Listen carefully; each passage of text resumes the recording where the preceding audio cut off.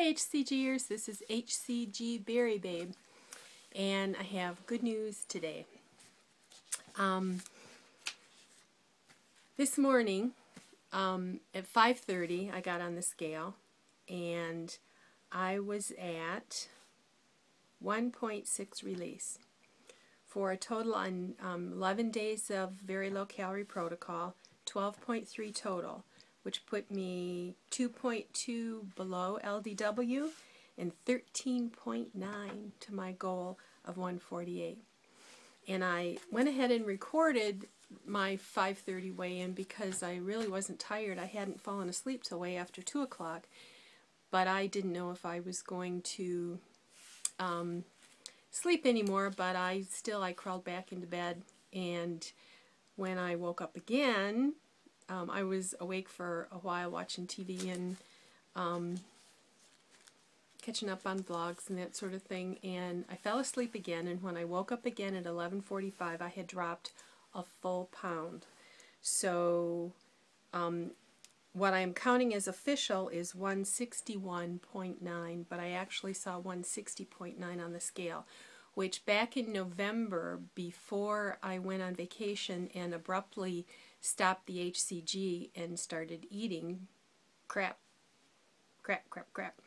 I was 160.8. So I'm almost exactly back, or I will be tomorrow. I should be back to where I was before I gave up and got crazy. So wouldn't it have been nice if I had gone into P3 way back in November and hadn't had to do all this extended round crap? But it is what it is. So here I sit. And I'm scared to death because 159.9 is right around the corner, and I have never in my adult life been in the 150s. I've said this before, though. I remember being 155 when I was 12 years old. I'd been in the hospital for a week in kind of a you got dressed every day, a self-care kind of a unit where they were doing all kinds of tests to see if I had any hormonal or medical reason. Of course, we know it was hormonal with the leptin, but they didn't know that back then. And I had 2 water shots. Oh my God, have you ever had a water shot? They take literally about half a cup of fluid. It's a huge needle, and they hurt. They hurt when they go in, and they hurt for a long time after, and it's not a needle hurt, it's a deep, deep hurt. And when I came out at the end of that week, I was 155 for about 2 days. And I didn't know anything about anything back then, and I ballooned up, and by the time I was in the 8th grade, I was 200. And by the time I was in high school, I was about 260. I was about 240 when I got married. No, I was 230, 240 when I met my husband. I was back at about 260 when I got married.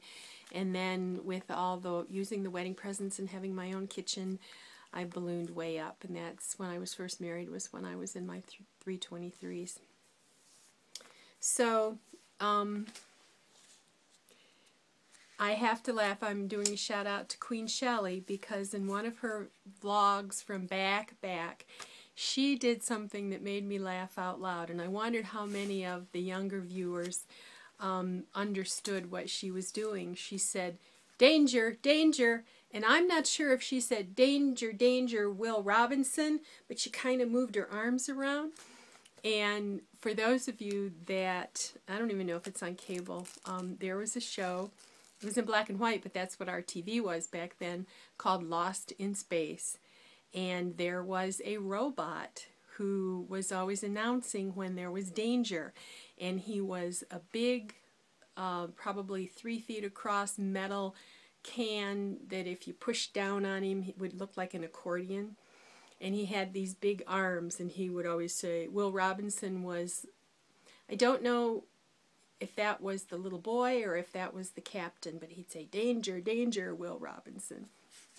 And when, Queen Shelley, when you did that, it was like, okay, that's how I feel I'm sitting here in the bottom of the 160s, looking over the hedge into the 150s, a place I've never been. When I cross over into the 150s, it is virgin fat. I mean, we are talking about I was a virgin when I had this fat. And that's a long time ago. So historically, I get to this point and I find reasons to cheat. And I might get there, I might dip down, and then I'll come back up, and then I'll dip down, and then I'll come back up. You know, if you remember me talking about the 170 to the 160, must have been 20 times that I broke. I remember calling my sister and saying, well, I broke 170, and then it was, well, I broke 170 again, and, well, damn, I broke 170 one more time, and I'm really hoping that the last time I broke 170 was the last time I broke 170, or I break 170, and now I'm playing with these 160s, getting ready for the 150s, and it just really is an oh my God. When I'm in the 150s, I'm going to have to admit to myself that I'm no longer a fat girl. I know I don't look it, but in my brain, my fat brain, but when you're 150, you know, now maybe if you're 5 feet, 150 is overweight, but when you're 5'8", 150 is not overweight. 150 is actually not even normal, because if you do average, most Americans are overweight. So, one of my biggest pitfalls has been that 7 to 11 feeding zone. And want to do a shout out to Miss Vanna Muse. I have obtained some MSM and some 5-HTP, and took the MSM. I've just been doing one a day for a week, but I realized that I'm supposed to be doing 2 a day. The HTP I took last night, but I had eaten a bar right at 7, because I thought, okay, those bars have 20 grams of fiber, and I thought, get it solid in me, and then maybe the cravings won't happen. But what ended up happening was I must have eaten it too fast, and it's kind of like putty, and it got caught in my pouch. And yeah, I felt full, but after a while, none of the saliva that I'd been swallowing, too much information, I'm sorry, went down, and so, yeah, I was full, but I was so full, I was literally dysfunctional. So, that was not good. So, this morning, I realized that I have a choice. I can stay in the 160s and play in the 160s for who knows how long, or I can focus and get into the 150s and then play in the 150s. 148 is my ultimate goal.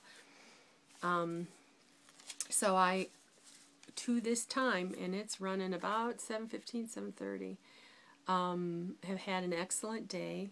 Pretty much just protein with a few strawberries, and I'm hoping evening goes well. I want to be able to get on and, oh my God, I was seeing 150 something. 159.9, I don't care, 150 something. Tomorrow I have to go from where I am to Mount Pleasant, which is about maybe 2 hours. I signed up to take 2 teacher tests, the state certification tests. One is on autism and one is on cognitive impairment, or the old mental retardation. And I had signed up for those back when I thought perhaps I would utilize my teaching degree, but in a different way within the school system. And since then I've decided I won't be teaching again. I can't go back into that environment right now. But I paid it a significant amount of money, so my husband's going to drive me to Mount Pleasant tomorrow. the weather here has been bad, and the weather in Mount Pleasant has been worse. We're having major flooding, and they had a lot of schools closed, and I was almost hoping that the weather was going to be too bad to drive all the way there, because I don't want to go do these. But there's really no stress because the outcome is inconsequential. So I have a big project due Tuesday. And those of you that follow me know I don't do so well getting those ready. I'm going to do fine. I just have to put the time in. It isn't, I don't know what to do. I'm comparing ADHD and autism, and because I think that ADHD is over here and autism is way over here, and they seem to be bed partners, but yet the medical community won't recognize them as part of the same thing. So with my ADHD practice, the professor gave me permission, rather than comparing something to his evaluation process, I could do this other project. So things are moving along. I did not hear from Fat But Foxy today. I did text her this morning, but in her life she has adopted, I believe, 13 children. Never grown a child of her own, but adopted lots and lots of foster kids, lots and lots of sibling groups. And not all of those kids are in her home right now, but a lot of them are. So if she's loading, she's feeling no pain. And she was going to do 3 days of loading, so she still has one more day of loading because she started late yesterday.